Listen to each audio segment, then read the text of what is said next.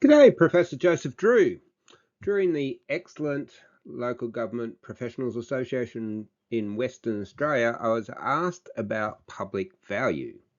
It's a proposition put up by Mark Moore. Lots of people refer to it, possibly have never read his work or the criticisms of it. In this video, I'll explain what my problem is with public value. And I guess the big question for me is, where do I start? First of all, it's not clearly defined. As I said at the conference, Mark Moore was asked to define it, and he said, well, it's a bit like pornography. When we see it, we'll all know it. Not really good enough if you're going to orientate all your public policy towards this thing. You need to be able to define what public value is. Second of all, lots of things government do, including local government, a lot of people aren't going to find valuable at all. For instance, when the council ranger gives you a parking ticket for parking in the wrong place, you're unlikely to find that valuable. Third, public value and the public value line tends to augur against courageous public policy. Now, I'm not saying I'm of a specific political disposition, but there have been politicians in the recent past who tried to return budgets to surplus. That's quite different to what usually happens when we're talking about public value. And their political careers were quite short-lived.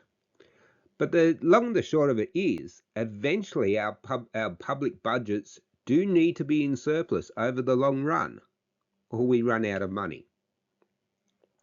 And lastly, related to my previous point, is it's all very well and good to talk about public value. And I have no problem with the public getting value, if we can all agree what it might be. But ultimately, someone has to pay for it. Now, do they value it sufficiently to pay what you're going to need to levy them to fund whatever it is that you're doing? Now, my own experience from working with many councils and talking to many councillors is that it's a line that's put out there. We need to do this because it creates public value. Well, that might be the case. And fine if it is, and people are prepared to pay for that value and also find it valuable. But if they're not, or if the line is just put out there to curtail debate, which sadly it frequently is, because after all, who can argue against creating public value?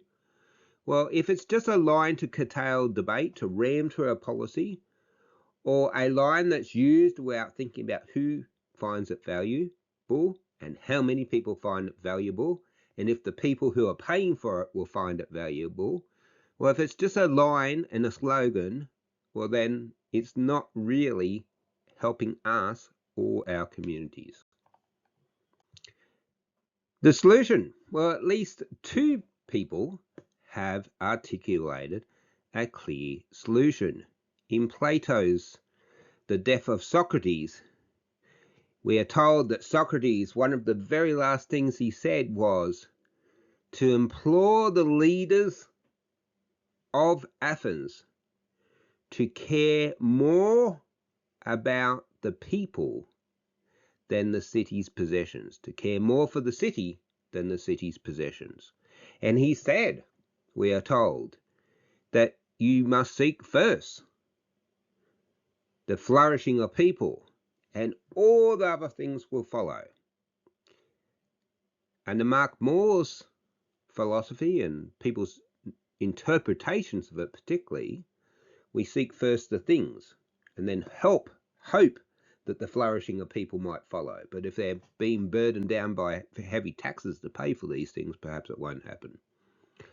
And someone much more recently has articulated a different sentiment too. In fact, I wrote a whole book explaining why I have a problem with public value and what my alternative is. The alternative's grounded in natural law philosophy that harks all the way back to Socrates, and it's called Creating Human Value. And shortly that book will be available through Routledge on most online bookstores and a lot of bookstores, good book retailers as well. Look, I hope this extended answer to the question posed and that excellent conference provides new insights, has made you pause and think.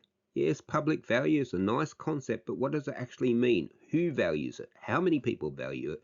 And are they willing to pay for that value? Because they're the critical questions.